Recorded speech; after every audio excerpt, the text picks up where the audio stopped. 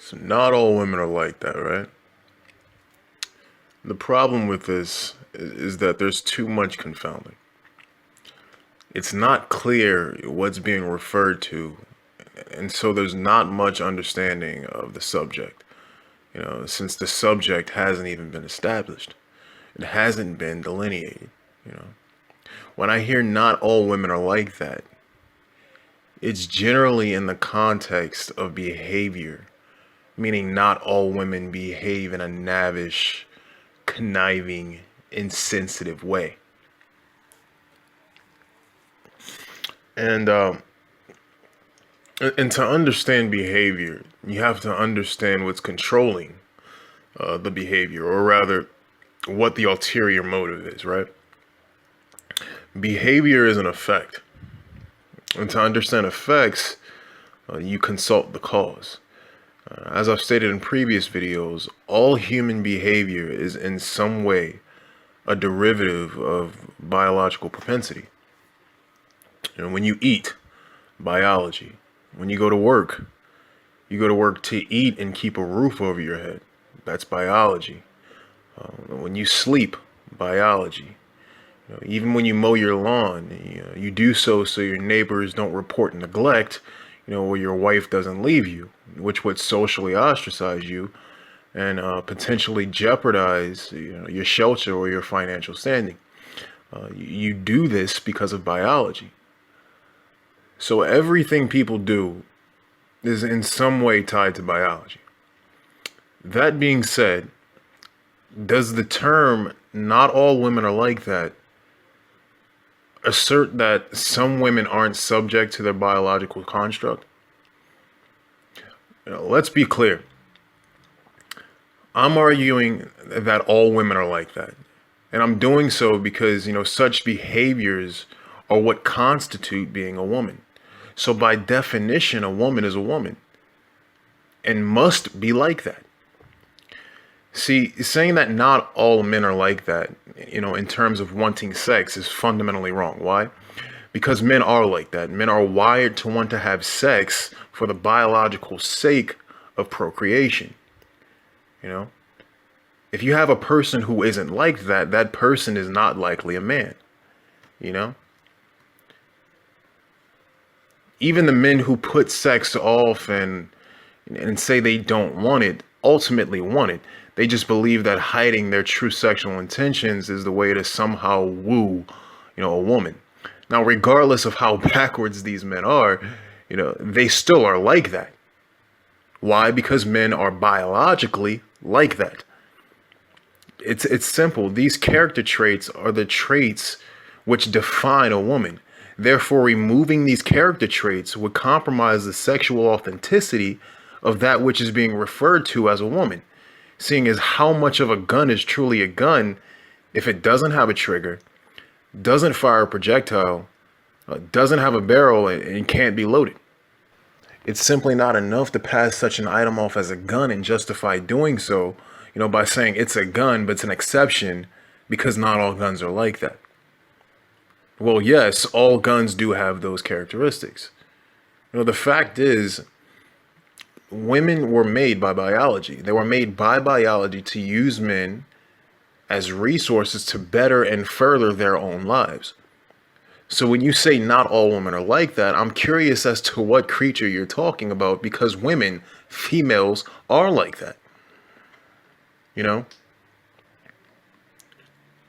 Just as I would be if I were gay and claimed not to date women because I dislike vaginas. And your response was, not all women have one. Well, then whatever creature you're talking about must not be a woman, because the women I know have vaginas. You see what I'm saying? And the problem is really that people tend to mistake behavior for urges, okay? Urges are simply the cause of behavior. Remember what I said earlier about cause and effect. Urges are determined by biology. Behavior is determined by you. See, people say, well, I can determine where I shit. And that is, in fact, a behavior. And yes, you can determine where you shit. But you can't determine if you shit. And that's the difference. Our actions, our behaviors are ultimately determined by biology. You can determine whether or not you act on your attraction to women. You can't determine whether or not you're attracted to women. Now using the example of sexual orientation, in some cases, sexual orientation is heavily influenced by social conditioning, and therefore can be somewhat influenced and or determined by you or the environment around you. But that's a topic for another video, because that's a whole other ocean to explore, if you will. But as a general rule, urges are determined by biology. So she can determine whether or not she's initially she can determine whether or not she initially uses a man. However, her biological propensity to use men will inevitably manifest itself in some way at some point as time goes by. You can only suppress an expanding force in a confined area for so long before an entropic state is reached, okay? And you can argue that your wife doesn't use you or whatever, or if you're a woman, you may argue that you don't use your husband, and that's all cool, but here's where things get tricky, because the man is still being used. I would absolutely argue that, just in different ways or to a different degree, and let me explain why. This may be somewhat hard-hitting, but the attractiveness of a female relative to the financial status of a man determines if she can get the man. And it also determines the degree to which she can use the man. You won't see the fat ugly chick at the local gas station using your local business owner who makes $1 million a year and is at the zenith of his career. It just won't happen. However, you will see that same fat ugly chick using the plumber or insurance agent who makes $40,000 to $50,000 a year. And why is that? Well, it's because she has the leverage in the relationship. And in all actuality, she doesn't. She doesn't have the leverage at all. But society's laws and customs are such that, the woman is always at an advantage in the relationship. Many people may disagree with that, but she, almost by default, becomes the custodial parent in the event of a divorce. Then you have things such as false rape claims, false domestic violence claims, alimony or other spousal support, child support payments, asset reallocation. And when I say asset reallocation, I'm not talking about the investment strategy, but rather literally, the courts reallocating the assets that the man most likely paid for, so the woman receives at least half of said assets that the man, as I said, bought and paid for. Now, if you're that, $34,000 a year elementary school teacher, assuming you're a man, of course, and in your opinion, your wife isn't using you, it's because you scored a woman that was so low on the desirability scale that she knows not to try and flex, if you will, her predatory female intentions. Quite frankly, she knows that her looks truly afford her the $16,000 a year busboy at Red Lobster. And she's happy you came along making $18,000 more. Nevertheless, though, you won't hear her thank you for any of that. You won't hear her thank you for your presence, because the mind of a woman who's a 10 is no different than the mind of a woman who's a 1. They both feel entitled to the richest man. It's just one knows she can pull the rich man and the other doesn't. So as you can probably imagine, the unattractive one isn't going to be too grateful that she has the $34,000 a year guy. But she's going to play the part because she knows she should realistically be with the $16,000 a year guy. And this is really crucial, right? Basically, what I'm saying is that if you have a woman you believe is a NAWALT, it's because you're at home plate swinging for the dugout, okay? You're at bat swinging for the dugout. You're not scoring jack. Or in other words, for those of you who missed the metaphor, it's because you don't have a desirable woman.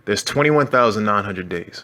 When you enter into a marriage, with a woman, you're saying, I entrust you, the woman I'm marrying, with my wealth, my freedom, and my offspring for 21,900 days, in hopes that on any given one of those days, you never meet one of the billions of people in this world who you haven't yet met that may be better suited for you than I. In hopes that you never change your mind about me or yourself. And in hopes that you never feel the urge to relieve yourself of the wifely duties while increasing your net worth and financial stability by divorcing me, as you're statistically likely to do. And the thing is, marriage is a decision made by you the man. And that decision is made one day and one day only, and will affect the rest of your life as a man. She has to make that decision of marriage. She has to make that decision whether to screw you over and better her life, or to stay with you every day, every fucking day for the rest of her life, for the rest of the 21,900 days. She has to make that decision every day, 21,900 times for 21,900 days straight. She has to make the decision for 21,900 days straight to stay married to you. And all you need for your life to be eternally ruined is for her to make one decision one of those days. You're making the bet that she will make the same decision 21,900 times out of 21,900. And people wonder why relationships fail. There are no NAWALTs. I'm not trying to kill your hope. I'm just trying to get you to have hope in something worth having hope in.